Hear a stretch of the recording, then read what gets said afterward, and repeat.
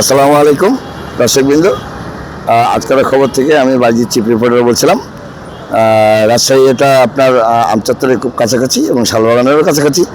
দর্শকবৃন্দ, আজকে জানাতে চাই এখানে যে চেকপোস্টটা হয়েছে একমাত্র শুধু সাধারণ জনগণের একটু ভোগান্তি কমানোর জন্যই হয়েছে আমি মনে করি। কারণ এই চেকপোস্টগুলো যদি না থাকতো তাহলে অনৈতিক কাজ কারবার হতো এবং গাড়িতে অবৈধ মালও নিয়ে হতো এবং ড্রাইভিং লাইসেন্স থেকে শুরু করে প্রত্যেকটা জিনিসই অবৈধভাবে চলতো। এই চেকপোস্টের জন্য আমরা তাদেরকে উৎসাহ দিই এবং এই চ্যানেলের পক্ষ থেকে তাদেরকে অসংখ্য অসংখ্য ধন্যবাদ দিই। দর্শকবৃন্দ, ওনারা বহুত আগে থেকেই আর কি এই চেকপোস্টটা চলমান ছিল।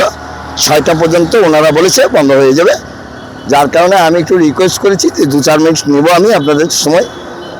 তো দর্শকবৃন্দ, আমি একটু দেখি অফিসারের কোনো সাক্ষাৎকার নেওয়া যায় নাকি।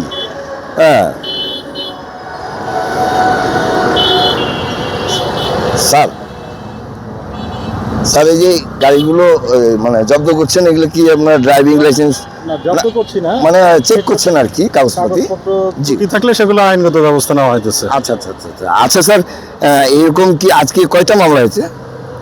আজকে অলরেডি একটা গাড়ি আটক হয়েছে আর একটা মামলা হয়েছে।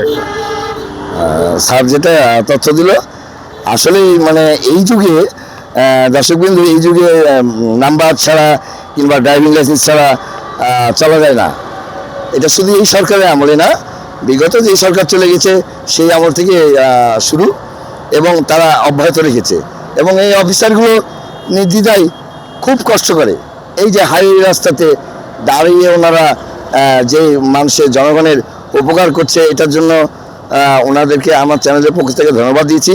দর্শকবৃন্দ, আবারও জানাই, এই রাস্তাতে কিছু অনৈতিক গাড়ি চলে যেগুলো ড্রাইভিং লাইসেন্স নাই, হেলমেট নাই, তারপরে হচ্ছে আপনার গাড়িরও কিছু কিছু নাম্বার নাই। আমার তথ্য অনুযায়ী অফিসার তথ্য দিয়েছে একটা গাড়ি জব্দ হয়েছে এবং কিছু গাড়ি মামলা হয়েছে শুধু হেলমেট আর গাড়ি লাইসেন্স এবং ড্রাইভিং লাইসেন্সের জন্য। ধন্যবাদ দর্শকবৃন্দ। আজকের সংবাদ থেকে আমি চিফ রিপোর্টার বাইজির বোস্তামি বলছিলাম, রাজশাহী আমচত্বরের পাশে।